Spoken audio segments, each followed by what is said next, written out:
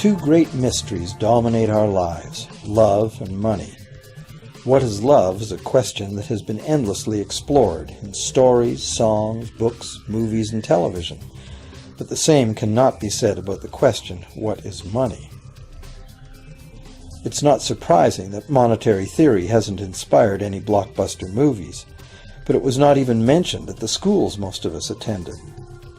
For most of us, the question, where does money come from, brings to mind a picture of the mint printing bills and stamping coins. Money, most of us believe, is created by the government. It's true, but only to a point.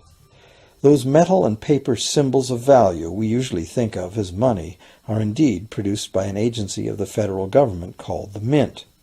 But the vast majority of money is not created by the Mint. It is created in huge amounts every day by private corporations known as banks. Most of us believe that banks lend out money that has been entrusted to them by depositors. Easy to picture, but not the truth. In fact, banks create the money they loan, not from the bank's own earnings, not from the money deposited, but directly from the borrower's promise to repay. The borrower's signature on the loan papers is an obligation to pay the bank the amount of the loan plus interest, or lose the house, the car, whatever asset was pledged as collateral. That's a big commitment from the borrower. What does the same signature require of the bank? The bank gets to conjure into existence the amount of the loan and just write it into the borrower's account. Sound far-fetched? Surely that can't be true. But it is.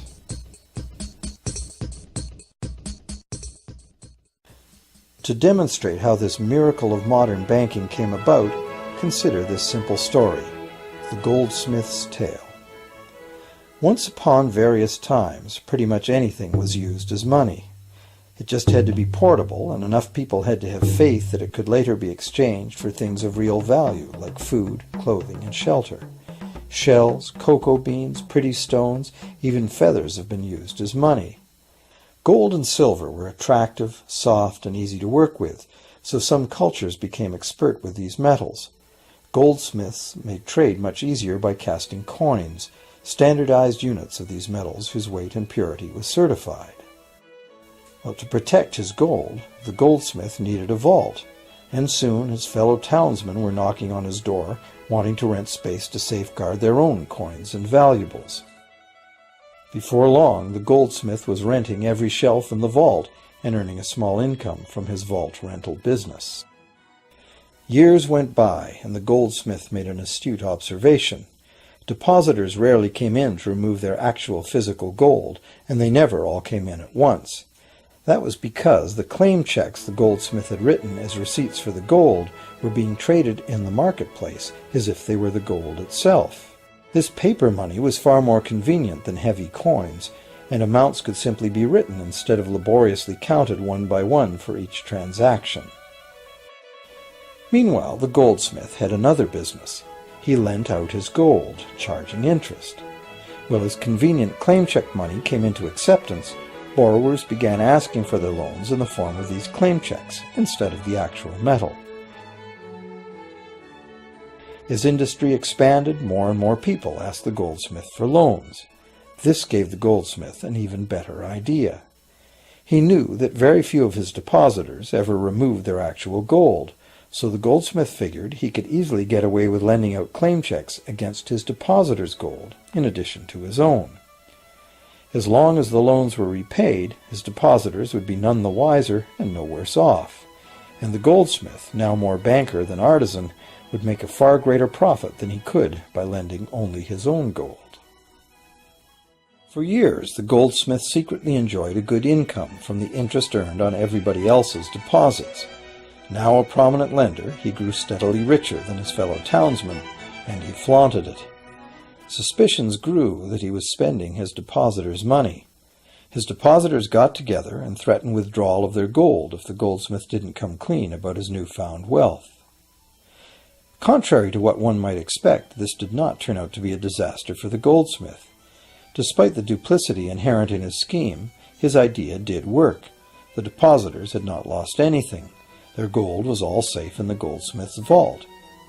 Well, rather than taking back their gold, the depositors demanded that the goldsmith, now their banker, cut them in by paying them a share of the interest.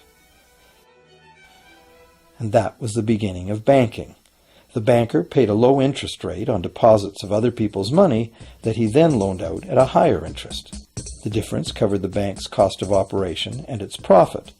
The logic of this system was simple, and it seemed like a reasonable way to satisfy the demand for credit. However, this is not the way banking works today. Our goldsmith banker was not content with the income remaining after sharing the interest earnings with his depositors, and the demand for credit was growing fast as Europeans spread out across the world. But his loans were limited by the amount of gold his depositors had in his vault. That's when he got an even bolder idea. Since no one but himself knew what was actually in his vaults, he could lend out claim checks on gold that wasn't even there.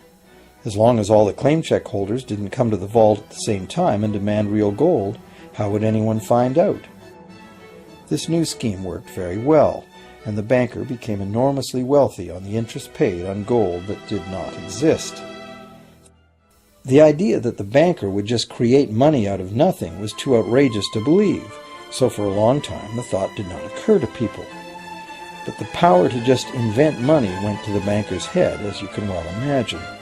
In time, the magnitude of the banker's loans and his ostentatious wealth did trigger suspicions once again.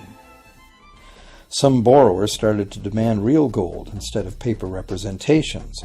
Rumors spread. Suddenly, several wealthy depositors showed up to remove their gold. The game was up.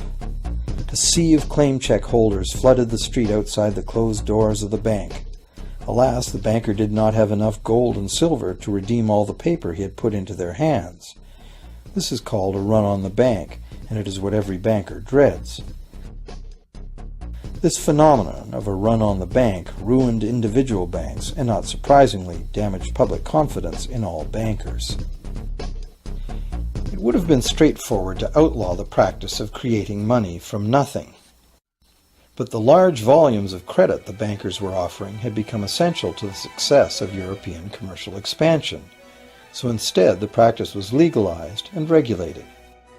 Bankers agreed to abide by limits on the amount of fictional loan money that could be lent out.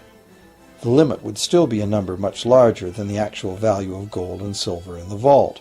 Quite often the ratio was 9 fictional dollars to 1 actual dollar.